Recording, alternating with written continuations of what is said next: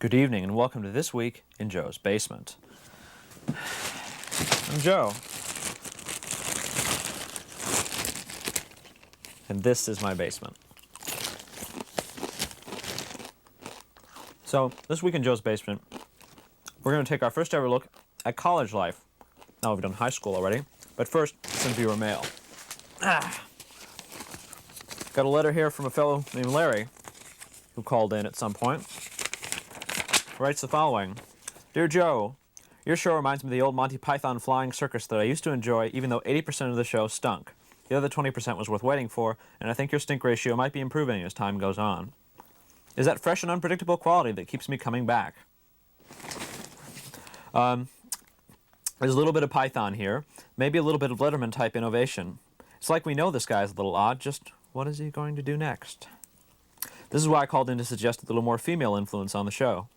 You don't want to start looking like a meeting of Steve Dahl's Homo Club. I'm not saying you guys have to prove anything because you don't come across as gay. You come across as a little disdainful and certainly not needful of women. Your recent show had a passage where someone had a girlfriend, but he got rid of her. Like, what took him so long? The point is that my guess is that a lot of your audience is needful and they like it that way. You've been passing up a big opportunity here because there's something about having a fully dressed female in such a very unpredictable situation as Joe's Basement. I'm not saying to do a strip show, but you could do some major teasing. We have showtime for total frontal nudity. We just want to see what those Hyde Park hussies do in their off moments. See you next week, Larry. Stay tuned, Larry. All right, I got a letter from Maria, who also called in. Writes the following on cutesy pink stationery. Hello, Joe. Thank you for Paul's butt. Is he really Mark, or is that Paul? The butt that didn't talk to us is the one I'd like to get to know. No, not his butt, but him. So if he's not married, ... ask him to write me at home at the following address on the back of the envelope. Maria. I'm afraid you're just going to have to join the long list of the lovelorn here at Joe's Basement because Mark Audrain, who plays Paul, but not Paul's butt, if you follow me, is engaged to be married. And so obviously he's not available, and you're just going to have to look elsewhere. I would like to point out, however, that several of our very qualified and talented techies here at Joe's Basement are available to you females out there in television land, but, well, you know the address. I really enjoy your show. Keep up the good work. I've turned a few friends onto the show, and they've had the same reaction I had at first. Something like, what the hell is this? And what does it mean? At least now they know what it is, sort of. You often ask what we want to see on TV. Somebody asks you to go up north. Stay on the far south side and head west. Northsiders are a strange breed, and it rubs off. Here's a stupid joke I just heard, so I'll share it with you. It's the only one I know. It's not nasty. Mr. Bigger and Mrs. Bigger had a baby bigger. Who's bigger, Mr. Bigger or baby bigger? Answer, baby bigger, because he's a little bigger. I've got to get back to work now, but if you're lacking for females' talent, let us know. Take it easy, Maria. P.S. My brother's not human either. And we got a letter from Phil Sampson, which wasn't interesting, and an invitation to the Gold Star Bar, which was obsolete by the time I got it. Okay, so this week we're going to run a film, a 1987 film by Joe Winston, called Fear of Failure, a satiric, perhaps even bitter look at college life at a large Ivy League university.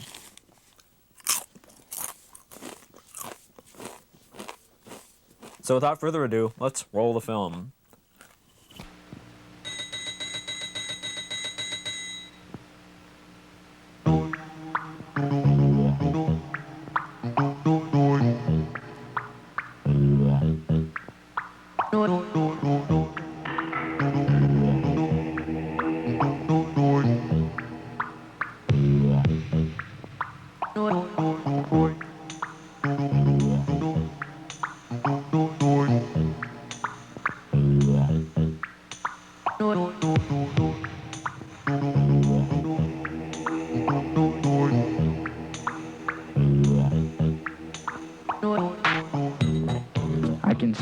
so clearly. Infinite ranks of the marching morons, driven on by the cruel idiot voices. Sweet siren songs of success. I once listened to the voices and paid dearly the price of failure to meet their whims. I now tour the wreckage of broken spirits, beaten insensible by a curriculum of lies. The kingdom of the blind has no monarch, only peasants bearing flashlights.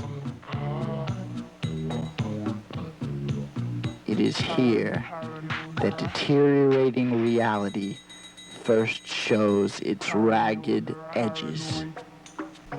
The only truth lies in the bottomless, black cauldron of madness where none of the bastards can get me. Shotgun, how's it going?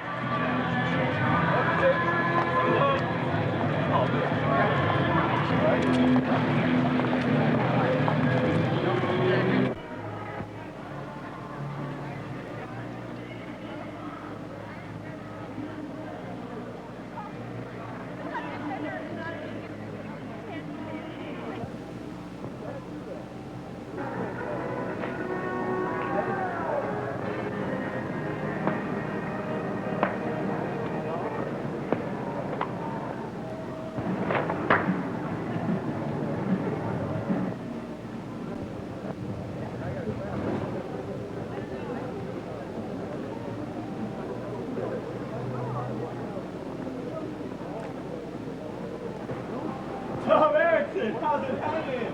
To the left, man, to the left. Going to that X-ray party tonight? No, man. Toads is out. There's some dudes to play.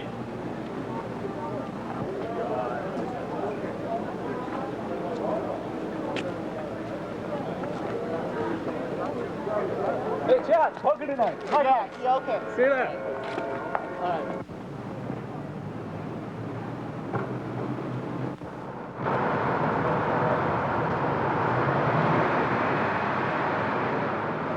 Dude, how's it hanging?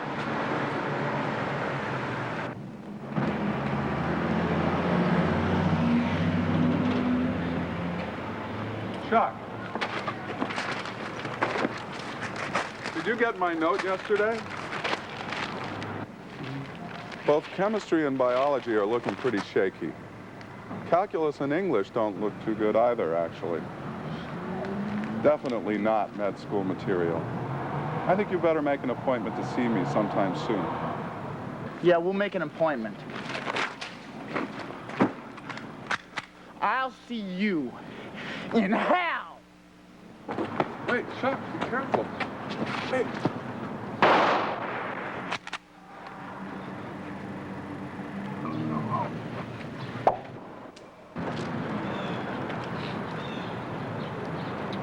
Chuck, here's my phone number.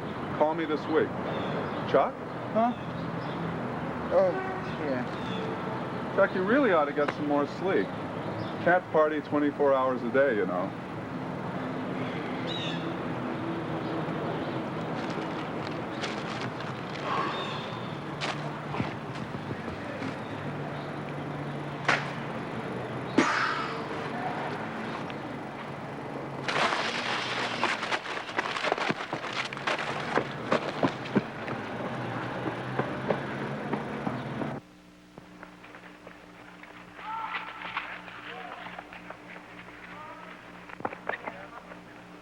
What we have then is a coupled system consisting of a pair of particles.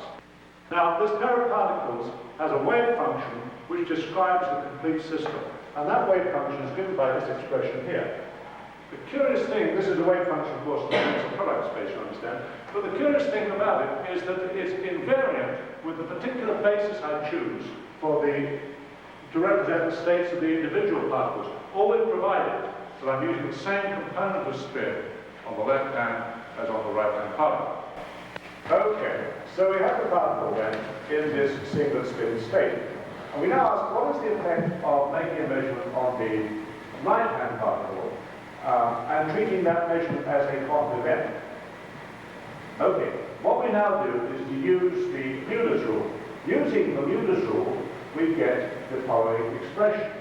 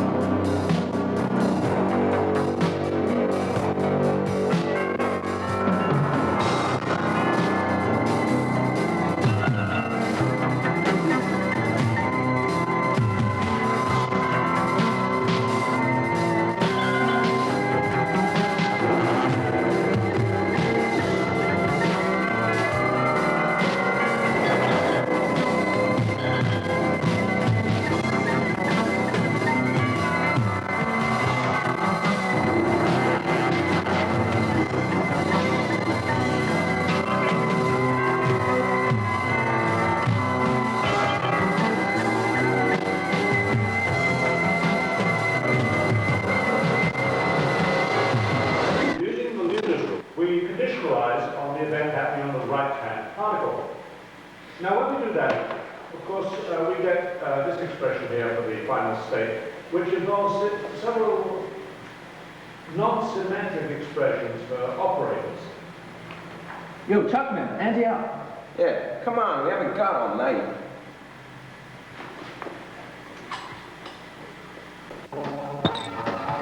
Chuck, man, you're gonna be writing me IOUs pretty soon. Yeah, tell me about it.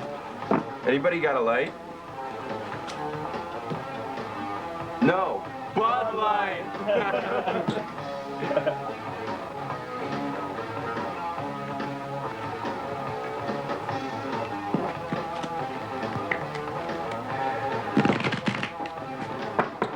Five-card draw. Deuce is wild. Harry, you fucking wimp. Let's play stud. Man, you always want to play stud. You would too if you had a dick.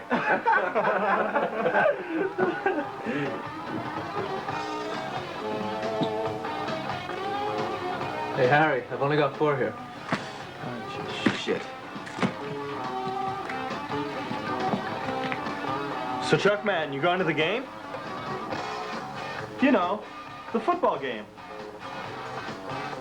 No, I consider myself lucky to have realized long ago that the primary agenda of inter-school rivalry at football games and such is to create an artificial unanimity within the given school and to further promote mindless conformity.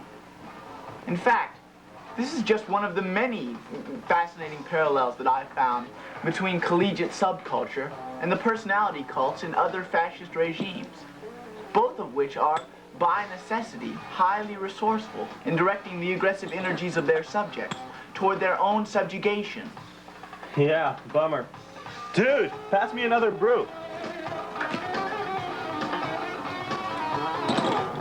Man, beer's for fucking wimps. Oh, watch out. Here comes Andy, super fucking man with a 12-inch rod.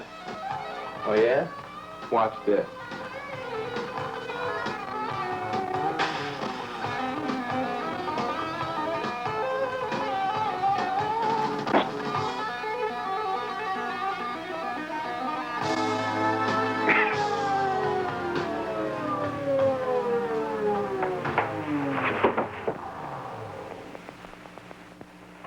Uncool, dude.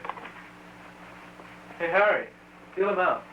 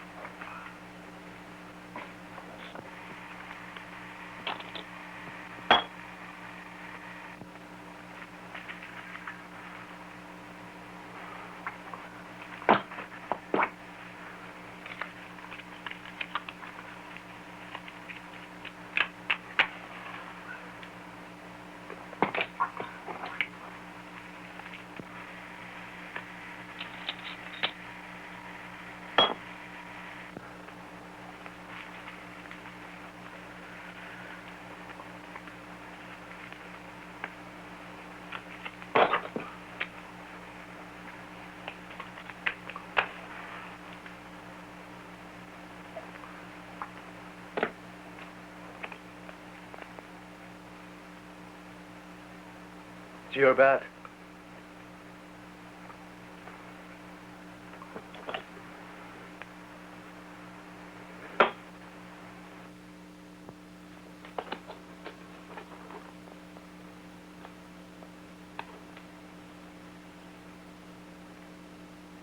How many cards do you want?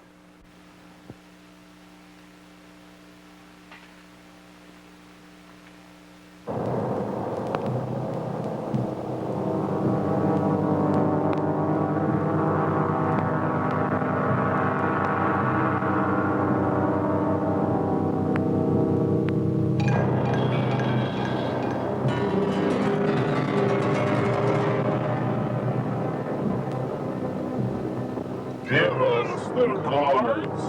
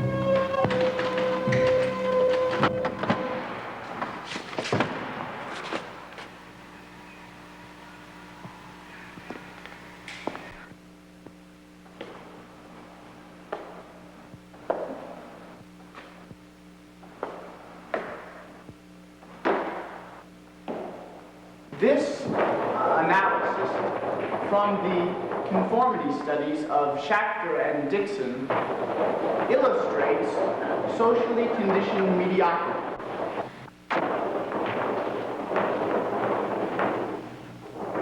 In a highly competitive group scenario, such as a pre-med freshman chemistry class, the group norm often becomes the socially acceptable standard of achievement. And those subjects whose achievement level exceeds the group norm often suffer from extensive peer rejection and social isolation.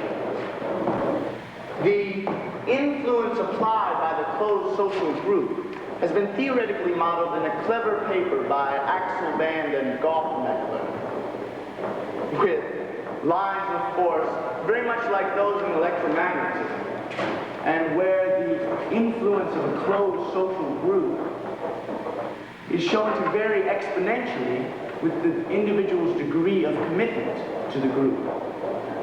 Subsequent statistical studies have supported this theory. In fact, Schachter and Cronenberg found in a brilliant follow-up study that 30.2% of the students who were rated as high achievers intentionally performed poorly in order to remain acceptable to the group.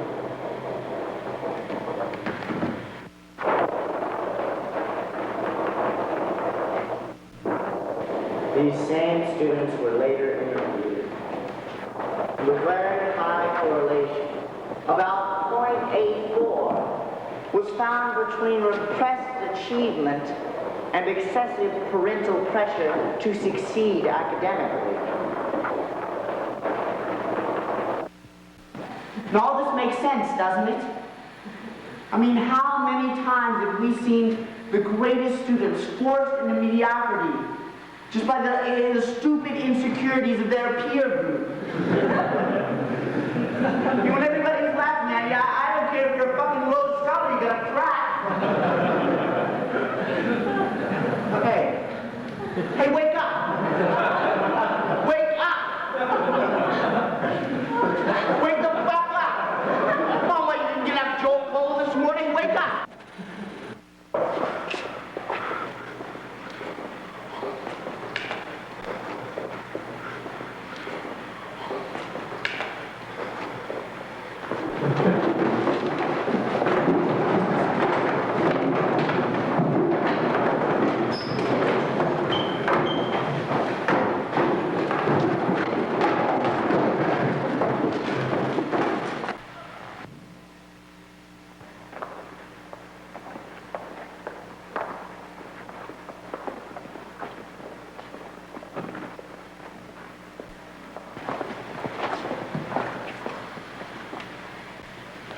not think you quite understand who is in control here. Please return my cards. You do not know how to use them properly.